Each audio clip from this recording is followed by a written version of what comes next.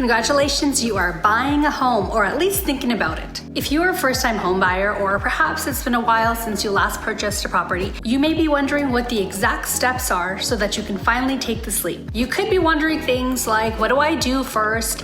Where do I start? Who do I contact? When do I pay the realtors? Is now the right time? How do I know how much I can afford? And the list goes on. Well, I'm here to make it all seamless for you and to help you with, getting acquainted with the process. If we haven't met before, my name is Layla Khan and I'm a realtor based out of Mississauga, and I have a passion for helping people break into the real estate market. So let's get started. Step 1 is your down payment. You need to make sure that you have at least 5% to be considered for any loans.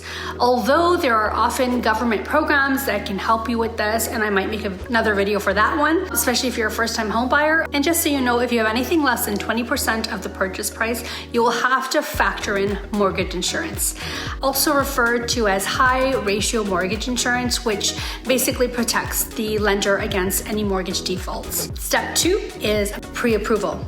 Before deciding what type of home you want to buy, you first need to understand what you can afford. All you need to do is connect with a mortgage broker, and usually they can make this happen within 5 and 10 business days. They'll give you a pre-approval. What is the point of a pre-approval and why do you need one?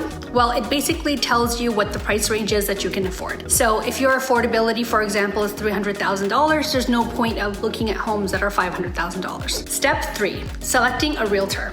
Okay, you can actually select a realtor simultaneously as you are in the pre-approval process, or even as the first step. It doesn't really matter. But at this point, this is when your agent comes into action. The agent that you select should be well-versed in the real estate market, knowledgeable and trustworthy. You want to select someone who's eager for your business. You should feel that they would have your best interest every step of the way.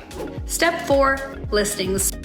Your realtor will start to send you listings, and as your agent is sending you listings, it's also great to be proactive and search yourself as well using platforms such as realtor.ca. You can also drive around open houses on the weekend and keep your eye out around the neighborhood. I would also suggest, as a bonus tip, sit down with your family and make a list of must-haves, nice-to-haves, and do not want. Step 5 is viewing homes.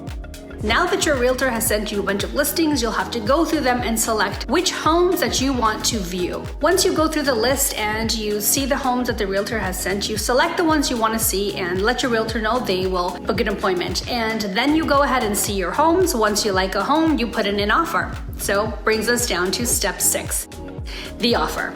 If you haven't selected a lawyer by now, you should actually start that process. So ask family, friends, or your realtor for a real estate lawyer if you don't know one. Okay, so you found a home. So when you submit the offer, well, the formal title of this is Agreement of Purchase and Sale. Remember to add your conditions when you're submitting your offer that protect you, such as home inspection, financing if needed. Once you have submitted your offer, the sellers will do one of 3 things. They will accept your offer, counter your offer, or reject your offer. Okay, if they reject it, then that means that you basically have to continue your search. In the case that they have accepted, this brings us to step 7, deposit and conditions. You have to drop off your deposit in the form of a certified check or bank draft within 24 hours. Sometimes, but not often, the sellers require a deposit with the offer. All right, now you have to fulfill your conditions. If you have no conditions, move on to next step. Step 8, firm or release.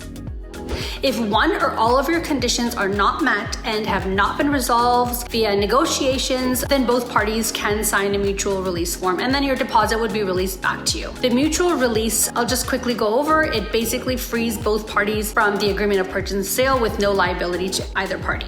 Firm, if they accept it when all of the conditions are fulfilled on both sides, the waivers and notice of fulfillments have been signed, you have a firm deal. Congratulations. So now you will start to prepare. So your agreement will likely allow 1 or 2 visits before closings. Make sure you add that in the conditions. During this time, you can take your families, take measurements, feel free to take estimates from contractors if you're doing any extra work prior to moving. Do your final walkthrough a day or so before closing. Step 9, final walkthrough. The final walkthrough is quite important, and you need to do this 1 or 2 days prior to closing, as I said. If you see any red flags, make sure to contact your lawyer and resolve this prior prior to closing, as it can be quite difficult post-closing. Step 10 is you need to meet with your lawyer to sign the final paperwork. As a first-time home buyer, you are eligible for some government rebates for this tax, so make sure you look into that.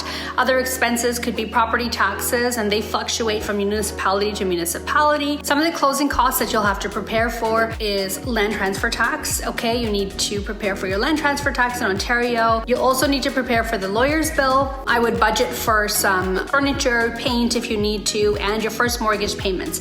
And by the way, realtors are generally paid by the seller, so you don't really need to worry about realtor fees unless it is stated otherwise. So just so you guys know, this is a very high level explanation that I've given you. If you'd like to know more in depth, feel free to look in the description and download my free home buyer's guide. If you like this video, guys, and it's helped you, please give it a thumbs up and subscribe. It keeps me motivated, and until next Thursday, I will see you guys then. Take care. Congratulations on knowing the process.